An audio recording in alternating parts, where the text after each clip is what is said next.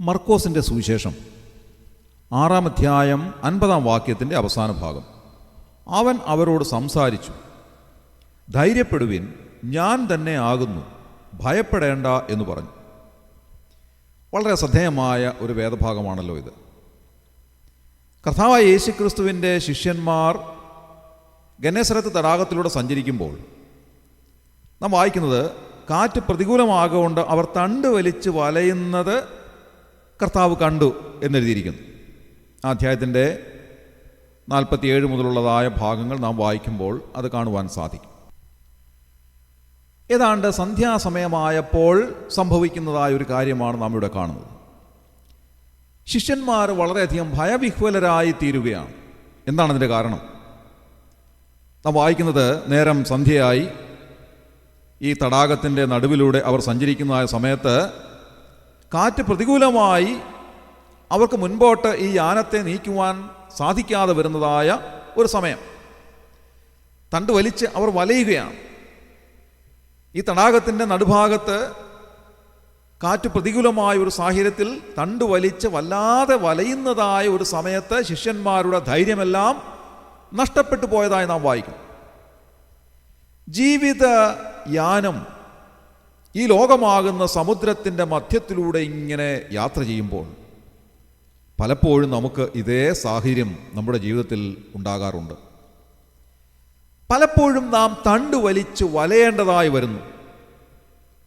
കാരണം പ്രതികൂലമായ കാറ്റ് നമ്മുടെ ജീവിതയാനത്തിനെതിരായി ആഞ്ഞു വീശുമ്പോൾ ഈ യാനത്തെ മുൻപോട്ട് നയിക്കുവാൻ നാം ചില സമയങ്ങളിൽ വല്ലാതെ പാടുപെടാറുണ്ട്.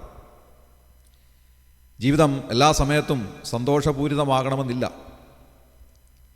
ഈ ജീവിതത്തിൽ സന്തോഷവും സമാധാനവും അതേപോലെ തന്നെ നിരാശയും ദുഃഖവും പ്രയാസവും ഒക്കെ അടിക്കടി ഉണ്ടാകുന്നതായ സാധാരണമായ അനുഭവങ്ങളാണ് നമുക്ക് കാണുവാൻ സാധിക്കുന്നത്.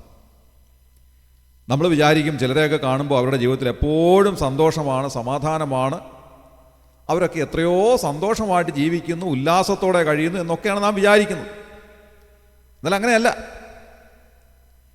ഈ ലോകമനുഷ്യരാണെങ്കിൽ പോലും അവർ എല്ലാവരുടെയും മുൻപാകെ ചിരിക്കുകയും അഭിനയിക്കുകയും ഒക്കെ ചെയ്യുമ്പോഴും അവരുടെ ജീവിതത്തിൻ്റെ മറുഭാഗം നാം നോക്കുമ്പോൾ വളരെ സങ്കടകരമായ സാഹചര്യത്തിലൂടെയാണ് അവർ കടന്നു പോകുന്നത്. അവരൊക്കെ ലോകത്തിൻ്റെ മുൻപാകെ ചിരിച്ച് അഭിനയിച്ച് കാണിക്കുകയാണ്. പക്ഷേ അവരുടെ ജീവിതത്തിൻ്റെ മറുഭാഗത്ത് അവർ വല്ലാത്ത നിരാശയിലൂടെ കടന്നു പോകുന്ന ആളുകളാണ് എന്ന് കാണുവാൻ സാധിക്കും. ദൈവമക്കളെ സംബന്ധിച്ചിടത്തോളം അവർക്കും ജീവിതത്തിൽ നിരാശയും ബുദ്ധിമുട്ടുകളും പ്രയാസങ്ങളും ഒക്കെ ഉണ്ട്. ജീവിതയാനത്തെ മുൻപോട്ട് നയിക്കുവാൻ പല സമയത്തും നമുക്ക് സാധ്യമാകാതെ വരാം. എന്നാൽ എന്താണ് ലോക മനുഷ്യരിൽ നിന്ന് ദൈവമക്കൾക്കുള്ളതായ വ്യത്യാസം? 2 കൊരിന്ത്യർ 4-ാം അധ്യായം 8 മുതലുള്ള വാക്യങ്ങൾ നാം വായിക്കുമ്പോൾ അതിൻ്റെ കൃത്യമായ മറുപടി അവിടെ എഴുതിയിട്ടുണ്ട്. അതിങ്ങനെയാണ്: ഞങ്ങൾ സകല വിധത്തിലും കഷ്ടം സഹിക്കുന്നവരെങ്കിലും ഇടുങ്ങിയിരിക്കുന്നില്ല, ബുദ്ധിമുട്ടുന്നവർ എങ്കിലും നിരാശപ്പെടുന്നില്ല, ഉപദ്രവം അനുഭവിക്കുന്നവർ എങ്കിലും ഉപേക്ഷിക്കപ്പെടുന്നില്ല, വീണ് കിടക്കുന്നവർ എങ്കിലും നശിച്ചു പോകുന്നില്ല. എത്രമാത്രം അനുഗ്രഹീതമായ ഒരു വേദഭാഗമാണിത്. നമ്മെ സംബന്ധിച്ചുള്ള കൃത്യമായ വിവരങ്ങളാണ് ദൈവാത്മാവ് ഇവിടെ രേഖപ്പെടുത്തിയിരിക്കുന്നത്.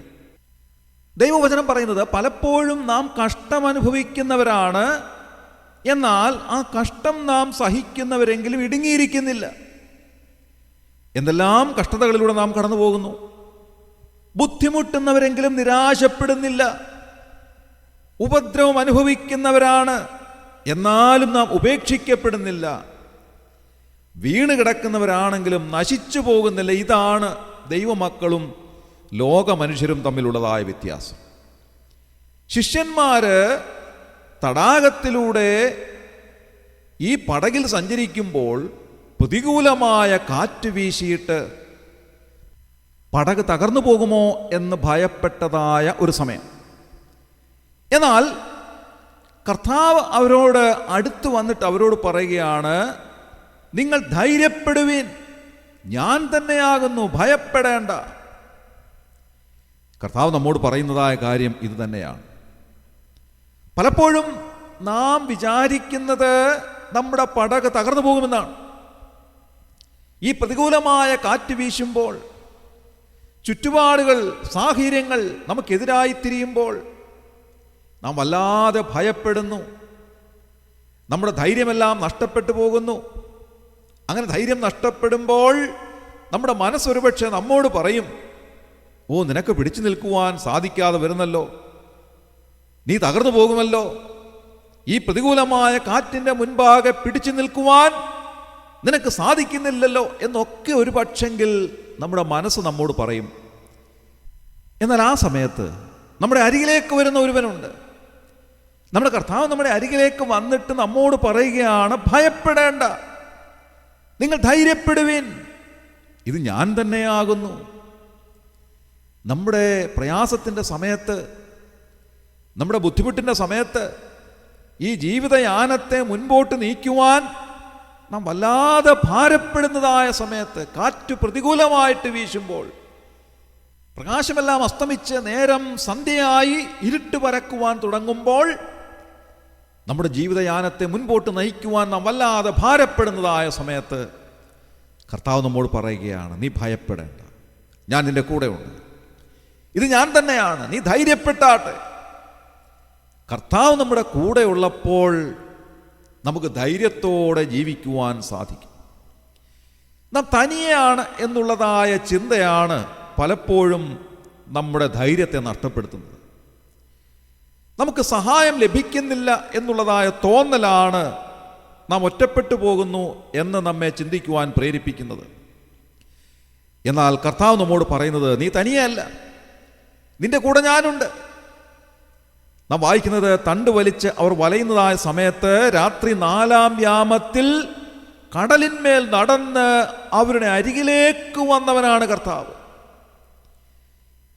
ഈ ഭാഗം വായിക്കുമ്പോൾ എൻ്റെ മനസ്സിലേക്ക് വന്നതായ ഒരു ചിന്ത ഇതാണ്, എന്തുകൊണ്ടാണ് കർത്താവ് ഈ ആദ്യത്തെ 3 യാമങ്ങളിലും ഇവരുടെ അരികിലേക്ക് വരാതെ ഇരുന്നത്? ശിഷ്യന്മാർ വല്ലാതെ ഭയപ്പെട്ട് ഈ പടകിനെ മുൻപോട്ട് നയിക്കുവാൻ ഒരു നിവൃത്തിയുമില്ലാതെ, കാറ്റ് പ്രതികൂലമായി, അവർ വല്ലാതെ ഭാരപ്പെട്ട്, ഭയപ്പെട്ട്, ധൈര്യമെല്ലാം നഷ്ടപ്പെട്ട്, വല്ലാതെ അവർ ഭാരപ്പെട്ട 3 യാമങ്ങൾ അവർ നിരാശയിൽ കഴിഞ്ഞുകൂടുമ്പോൾ എന്തുകൊണ്ടാണ് കർത്താവ് ഈ 3 യാമങ്ങളിലും അവരുടെ അരികിലേക്ക് വരാതെ ഇരുന്നത്? അതിൻ്റെ ഉത്തരം യോഹന്നാന്റെ സുവിശേഷം 11-ാം അധ്യായത്തിൽ രേഖപ്പെടുത്തിയിട്ടുണ്ട്. യോഹന്നാന്റെ സുവിശേഷം 11-ാം അധ്യായത്തിൽ നാം കാണുന്നത് ലാസർ മരിക്കുന്നതായ സന്ദർഭമാണ്. ലാസർ ദീനമായി കിടന്നതായ സമയത്ത് കർത്താവ് ആ ഭവനത്തിലേക്ക് പോകുന്നില്ല. എന്നാൽ അവൻ മരിച്ച് 4 ദിവസം കഴിഞ്ഞപ്പോൾ കർത്താവ് ആ ഭവനത്തിലേക്ക് ചെന്നു. ലാസറിൻ്റെ സഹോദരിയായ മറിയ കർത്താവിൻ്റെ കാൽക്കൽ വീണിട്ട് അവനോട് പറയുകയാണ്, കർത്താവേ, നീ ഇവിടെ ഉണ്ടായിരുന്നുവെങ്കിൽ എൻ്റെ സഹോദരൻ മരിക്കയില്ലായിരുന്നു. എന്നാൽ കർത്താവ് എന്തുകൊണ്ടാണ് താമസിച്ചത്? നാം വായിക്കുന്നത്, കർത്താവ് ഒരു വലിയ ദൈവപ്രവൃത്തി വെളിവാക്കുന്നതിന് വേണ്ടിയാണ് അവൻ്റെ മരണശേഷം 4-ാം ദിവസം അവിടേക്ക് ചെല്ലുന്നത്. ഒരു വലിയ ദൈവപ്രവൃത്തി അവിടെ വെളിവാവുകയാണ്. മരിച്ച് 4 നാളായി നാറ്റം വെച്ച ലാസറിനെ കല്ലറയിൽ നിന്ന് പുറത്തേക്ക് വിളിച്ചു കൊണ്ടുവരുവാൻ, അവനെ ജീവനിലേക്ക് മടക്കി കൊണ്ടുവരുവാൻ കഴിവുള്ളവനാണ് കർത്താവായ യേശു ക്രിസ്തു എന്നുള്ളത് ലോകത്തിൻ്റെ മുൻപാകെ പ്രഖ്യാപനം ചെയ്യുന്നതിന് വേണ്ടിയാണ് കർത്താവ് താമസിച്ചത്. പ്രിയമുള്ളവരെ, നാം വായിച്ചതായ വേദഭാഗത്തിലും ഇതേ കാര്യം നമുക്ക് കാണുവാൻ സാധിക്കും. രാത്രി 4-ാം യാമത്തിൽ, കഴിഞ്ഞ 3 യാമങ്ങളിലും വളരെയേറെ ബുദ്ധിമുട്ടി നിരാശരായ ശിഷ്യന്മാരുടെ അരികിലേക്ക് പടകിനെ നേരെ നിർത്തുവാൻ വല്ലാതെ ഭാരപ്പെടുന്ന ശിഷ്യന്മാരുടെ അരികിലേക്ക് 4-ാം യാമത്തിൽ കർത്താവ് കടലിന്മീതെ നടന്നു വന്നിട്ട് അവരോട് പറയുകയാണ്, ധൈര്യപ്പെടുവീൻ, ഞാൻ നിങ്ങളോട് കൂടെ ഉണ്ട്.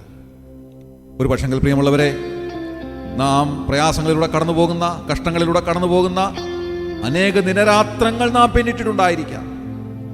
ദീർഘനാളുകൾ ഒരുപക്ഷെ നാം പ്രയാസങ്ങളിലൂടെ കടന്നു പോയിരിക്കാം. നാം ഒരുപക്ഷെ വിചാരിച്ചിരിക്കാം, എന്തുകൊണ്ടാണ് കർത്താവ് എന്നെ സഹായിക്കാതെ ഇരിക്കുന്നത്? കർത്താവെ, അവിടുന്ന് എന്നെ മറന്നുവോ എന്നൊരു പക്ഷേ നാം വിചാരിക്കുന്ന സമയമായിരിക്കാം.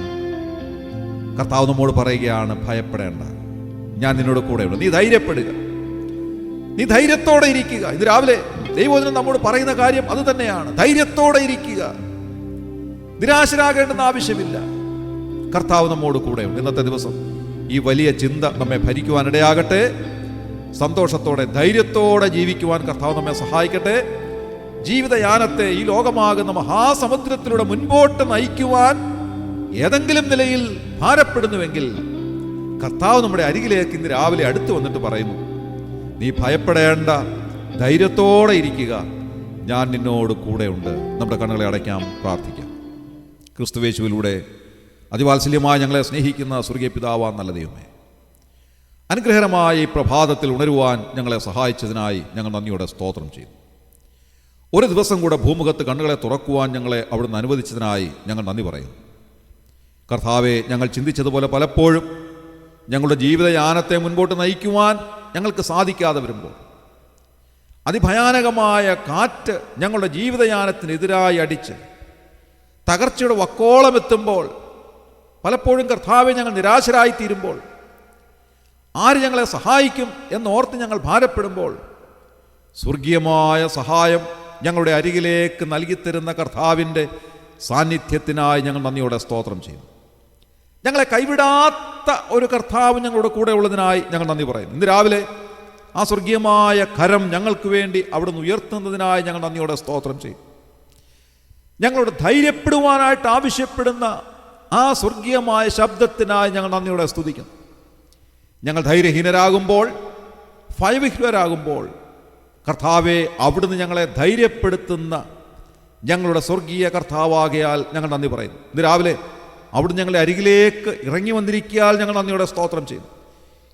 ഈ ശുശ്രൂഷയിൽ സംബന്ധിച്ച എല്ലാവരെയും അവിടുന്ന് ധൈര്യപ്പെടുത്തിയാട്ടെ, അവരെ ഇവിടുന്ന് ആശ്വസിപ്പിച്ചാട്ടെ, മുൻപോട്ട് ജീവിക്കുവാനുള്ള ധൈര്യം അവർക്ക് നൽകിയാട്ടെ. അവിടുന്ന് അങ്ങനെ ചെയ്തതിനായി ഞങ്ങൾ നന്ദിയോടെ സ്തോത്രം ചെയ്യുന്നു. ഞങ്ങളെല്ലാം അവിടുന്ന് അനുഗ്രഹിക്കുന്നതിനായി സ്തോത്രം. ഞങ്ങളുടെ പ്രാർത്ഥന കേട്ടതിനായി സ്തോത്രം.